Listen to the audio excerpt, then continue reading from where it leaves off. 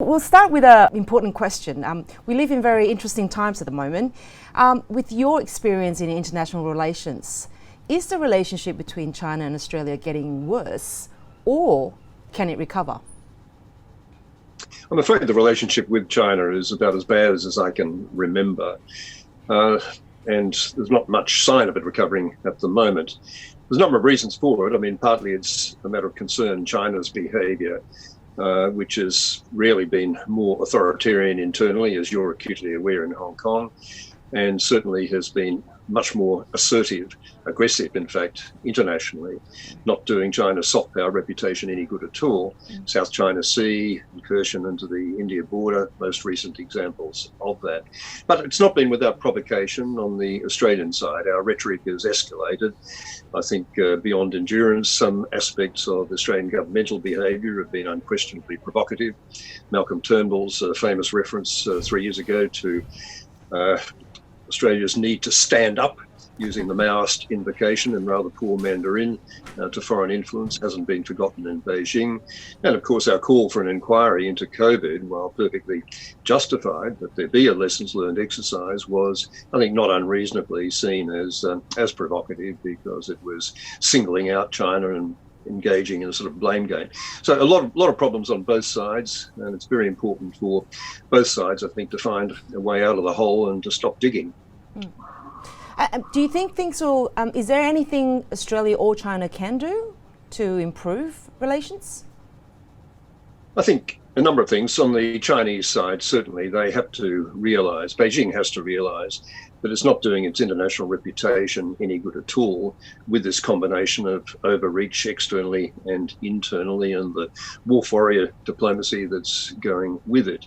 It does depend a hell of a lot on effective reputational power, soft power, and that's been waning. So there does need to be a step back by China. There also needs to be, on the Australian side, a recognition that discourse, when you're in a difficult relationship, has to be calm, has to be measured, has to be focused, has to be strategic, rather than just making things worse. I also think there's plenty of room for cooperation between Australia and China on what I call global and regional public goods issues, what Kofi Annan used to call problems without passports, because they're within no single country's capacity to fix.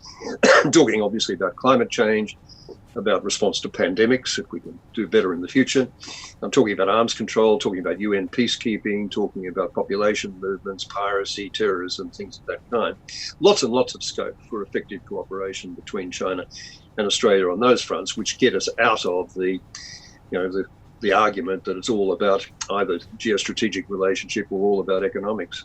Yeah. So let's quickly go then into the trade relations now that you've brought that up. You're part of a Hawke-Keating era of globalization and openness to Asia Pacific.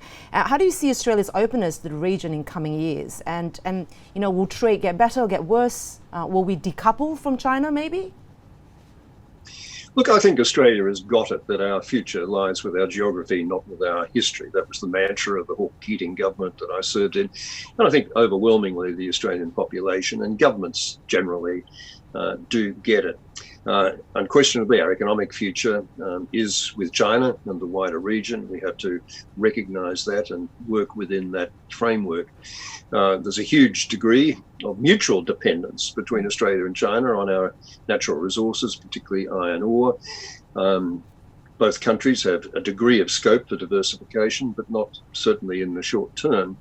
And I think the future is very strong, the potential for a consolidated trade and economic relationship, and we'd be crazy. Both sides would be crazy to spite ourselves to try and work backwards from that present relationship. Yeah, right. So there's no chance of a decoupling between, say, the hopes that US wants to decouple from China, and that sort of decoupling and deglobalization in the world is unlikely. Well, there are of course voices on both sides calling for more diversification of imports and exports respectively, and that's perfectly understandable. But the notion that there can be some sort of comprehensive decoupling is completely nonsensical. It's certainly nonsensical for the United States, because it remains joined at the wallet with Beijing, with China, in so many obvious ways, with the bond holding and so on. But in terms of the trading relationship, you can only step so far back from globalization. You can only do so much onshoring of certain key strategic resources. The future does continue to lie with an open trading system. Both sides in these relationships benefit enormously from that environment, and we'd be again cutting off our noses to spite our face to retreat on that front because we're running into geopolitical difficulties, as we manifestly are. We've just got to work hard to lower the temperature on the geopolitical front and get back to a sane and balanced relationship, which is in everybody's interests. So just one quick question then, on iron ore being the key trading commodity between the two countries, there's no chance of China actually going off to Brazil and finding an alternative market and then going to Australia going, see you later? Well, Brazil has been a significant market for them, a source of imports in the past, but Brazil's obvious internal problems are such that that's pretty problematic at the moment. And in any event, Australia's much closer to home and provides ore in the quantity and quality that China manifestly wants. There's talk about opening up new Chinese mines in Guinea and elsewhere, but that's going to take a very long time to come on stream. Australian producers are extremely competitive, acutely aware of the potential competition from elsewhere, and they'll certainly hang in there and be very, very attractive trading partners for China. Not quite so attractive, the long-term future for us in terms of coal and gas, the other big resource exports, and of course with primary commodities and tourism and education, all those other elements of the economic relationship.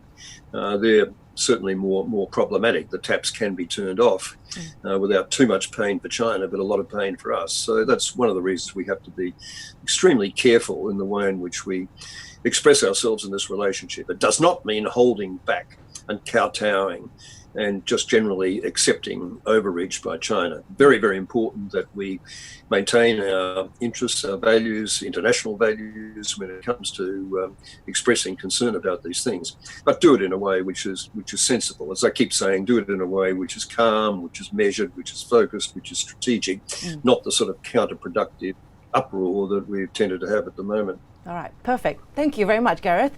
And I will leave it at that, and hopefully we'll speak to you again soon in the future. Okay, Su-Lin, good to talk to you. And you. Bye.